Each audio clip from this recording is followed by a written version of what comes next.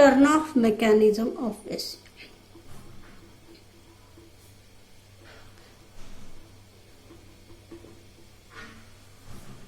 Or turn off mechanism, instead of that I can say that characteristics.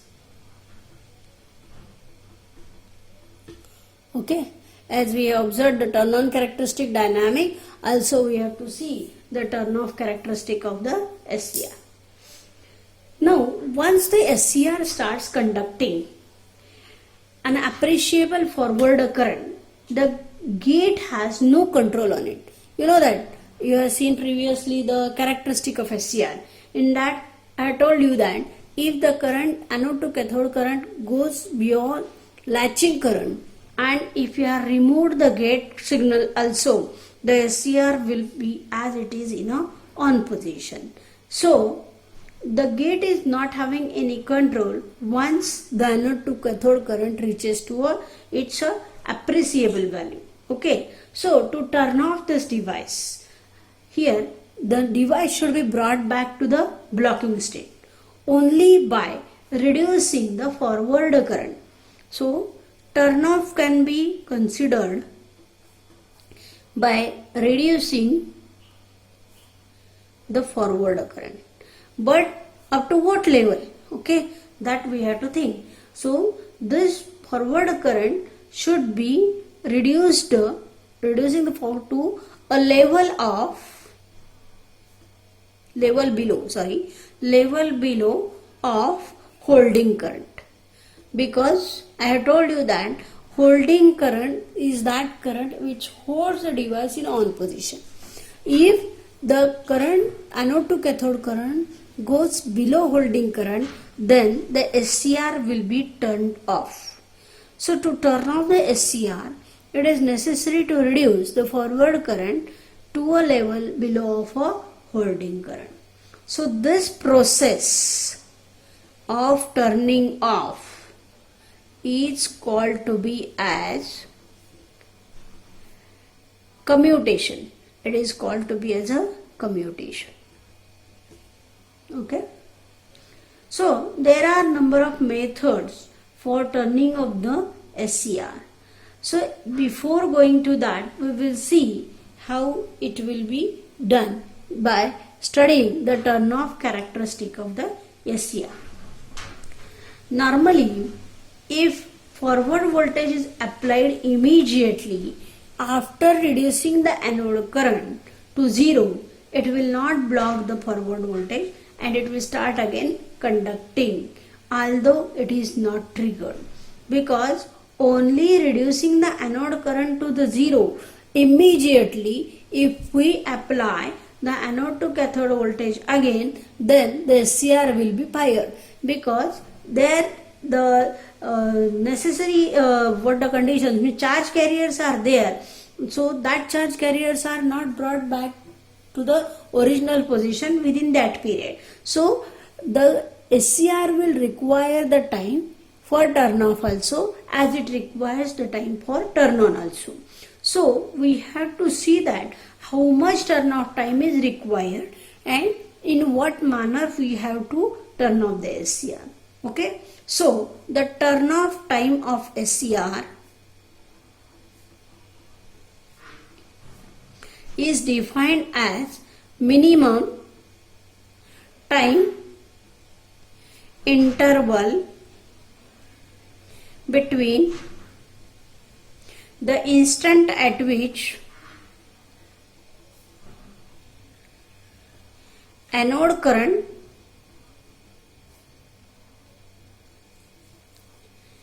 becomes 0 and the instant at which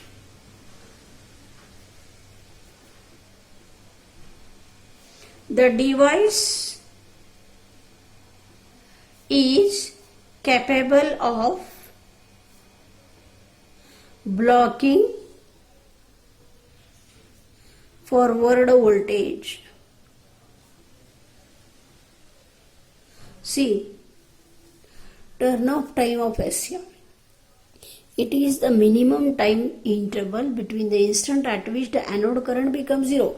It is not only sufficient that your anode current should become zero, but the time will be given up to the instant that the device should be capable of blocking your forward voltage. So this should be considered, and that's why this turn off period T off is further divided into two, that is two intervals, that is reverse recovery time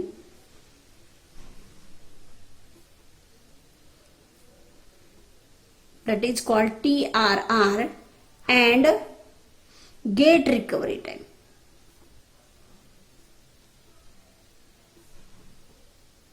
That is TGR. So T off is sum of reverse recovery time and the gate recovery time. Now we will see first the diagram of turn off characteristic, and then we will go for the next consideration. Okay, so I will just draw here the turn off characteristic of SCR. Okay, so first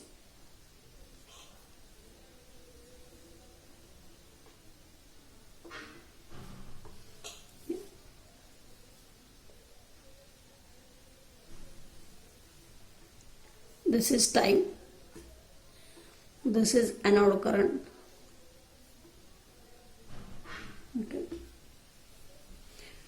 now here the anode current is high, right, and it will drop down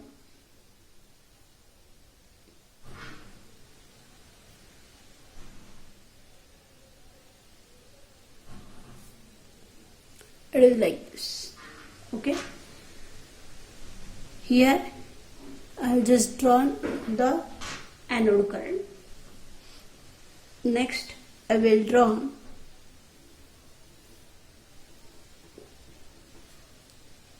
the VAK, that is anode to cathode voltage here. This is anode current and this end. See, this is anode current is high, means SCR is turned on, right? It means that the voltage across the SCR is very small, that is on state voltage drop. Okay, so I will draw that VAK to be as very less. So I will be drawing here. So this is on state voltage drop across it. It will remain up to this, that is, and then it will suddenly drop down to a negative like this.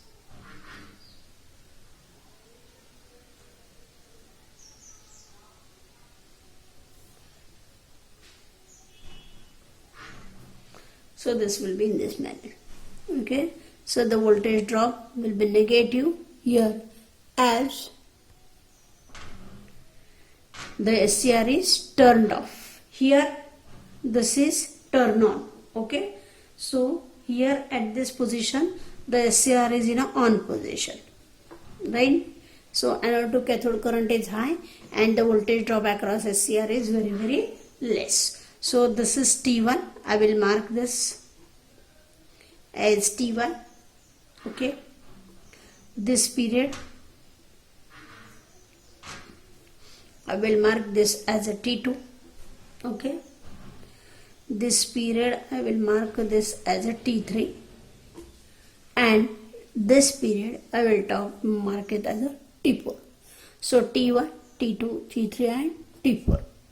Okay, so between T1 and T3 I will write to be as TRR, that is reverse recovery time. Okay, and between T3 and T4 I will mark to be as gate recovery time, TGR. Okay, and total turn off period T off I will mark like this, T off. Okay, so I will just explain this waveform one by one. Okay, so here this is, I'm just having this anode current and anode to cathode voltage. See, at the instant T1, the anode forward current becomes 0. Okay. During the reverse recovery time, that is from T1 to T3, the anode current flows in the reverse direction. Okay. At the instant T2, a reverse anode voltage is developed and the reverse recovery current continues to decrease. Okay. At T3, the junction J1 and J3 are able to block the reverse voltage. However, the thyristor is not able to block a forward voltage because of carriers. So what type of carriers? Because of avalanche breakdown, there are some charges which may be called to be as a trapped charges which are still present at the junction G2. And during interval, that is from T3 to T4, these carriers will recombine. Okay, and at T4, this recombination becomes complete and therefore the forward voltage can be reapplied at this instant. Now see, here what will happen one by one, that is, here anode current comes to 0, yes, still the voltage is there. At T2, the anode to cathode voltage drops to the negative, but still anode current continues to be in a decreasing fashion, okay, or I can say that in negative manner. And here this J1 and J3 are able to block the reverse voltage, no problem, okay.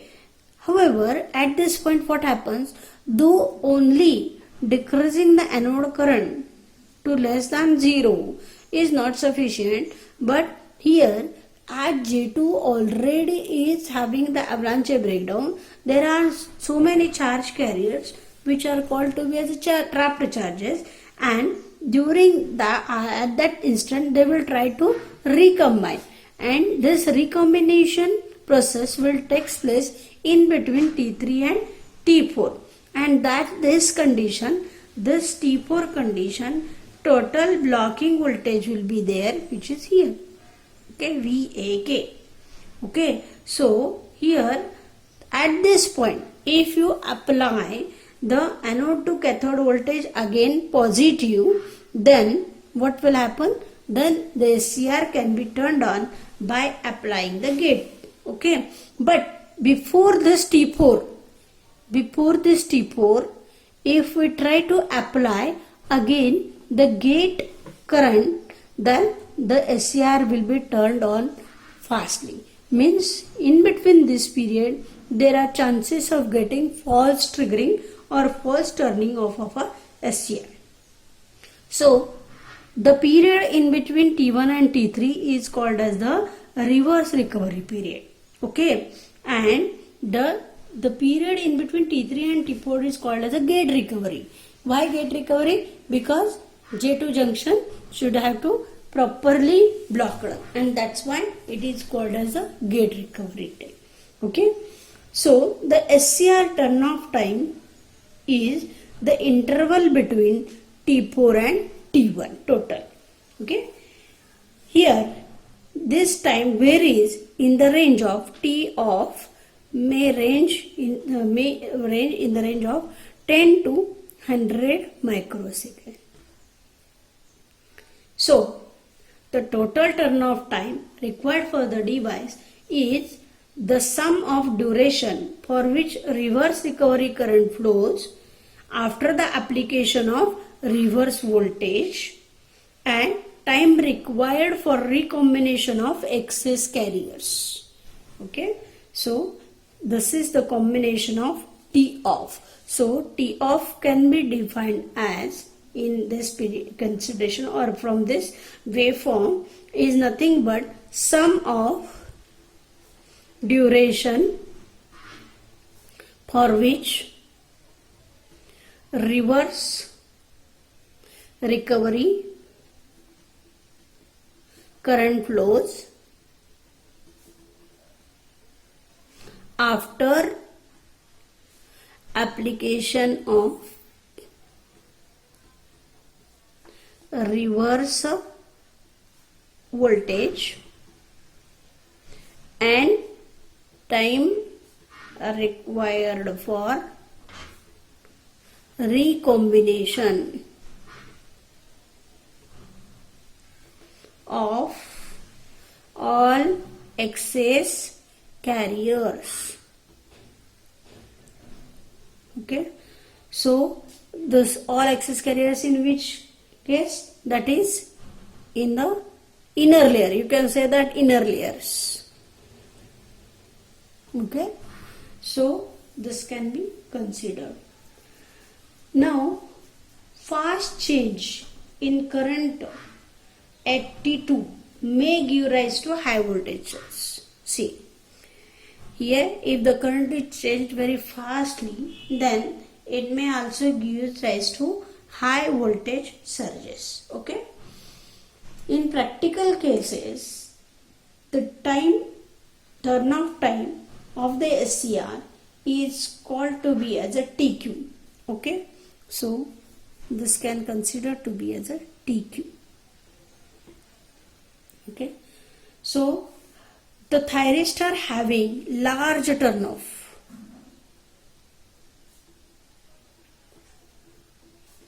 are called to be as slow switching devices. Are called slow switching. Okay. And the thyristor having low turnoff are called fast switching. See, it means that we had to see for turning on also we have to build a circuit by properly giving the gate turning or triggering. Okay. While for turning off also we have to take care that the turn off period should be considered